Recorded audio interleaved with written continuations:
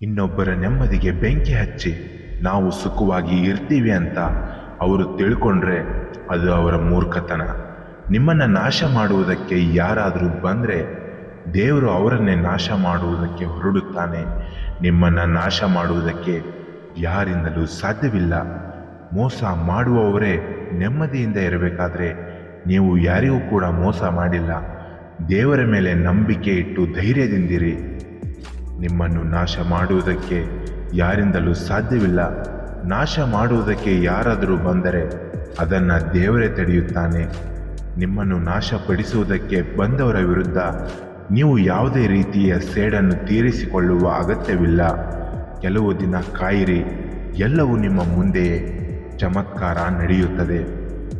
ಅವಶ್ಯಕತೆ ಇದ್ದವರು ನಿಮ್ಮ ಹತ್ತಿರ ಬರ್ತಾರೆ.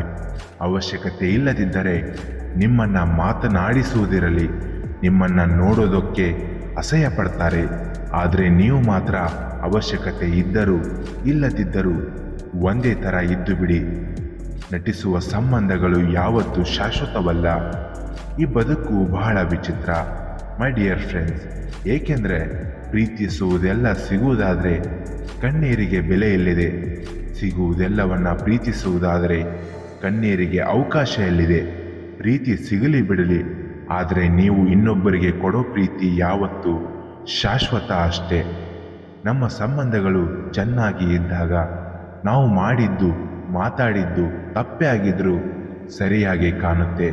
ಅದೇ ಆ ಸಂಬಂಧ ಅಳಿಸಿ ಹೋದಾಗ ನಾವು ಮಾತಾಡ್ತಾ ಇರೋದು ಸರಿಯಾಗಿ ಇದ್ದರೂ ಕೂಡ ತಪ್ಪಾಗಿ ಕಾಣಿಸುತ್ತೆ. ಈ ಜೀವನವೇ ಹೀಗೆ. ಅವರವರಿಗೆ ಹೇಗೆ ಬೇಕೋ ಹಾಗೆ ಇದ್ದರೆ ಚೆನ್ನಾಗಿರುತ್ತೆ. ಆದರೆ ನಾವು ಸ್ವಾಭಿಮಾನನ ಬಿಟ್ಟು ಕೊಡಬಾರ್ದು.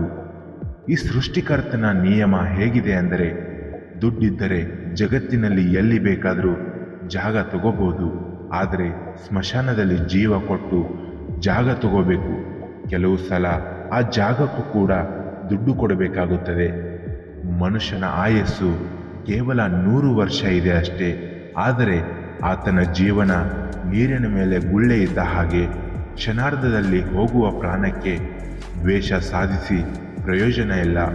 500 ವರ್ಷ ನಾವು ಖಂಡಿತವಾಗಿ ಬದುಕುತ್ತಿದ್ದರೆ ದ್ವೇಷ ಮಾಡುವುದಕ್ಕೆ ಒಂದು ಅರ್ಥ ಇರುತ್ತದೆ. ಬಿಟ್ಟು ಹೋದವರು ನಿಮ್ಮನ್ನು ನೋಡಿ ಖುಷಿ ಪಡಬೇಕು. ಮತ್ತೆ ನಿಮ್ಮ ಜೀವನಕ್ಕೆ ಬರಬೇಕೆಂದರೆ ಈ 2 ಕೆಲಸ ಮಾಡಿ. ಮೊದಲು ಜೀವನದಲ್ಲಿ ಏನಾದರೂ ದೊಡ್ಡ ಸಾಧನೆ ಮಾಡುವ ಪಣವನ್ನು ತೊಡಬೇಕು.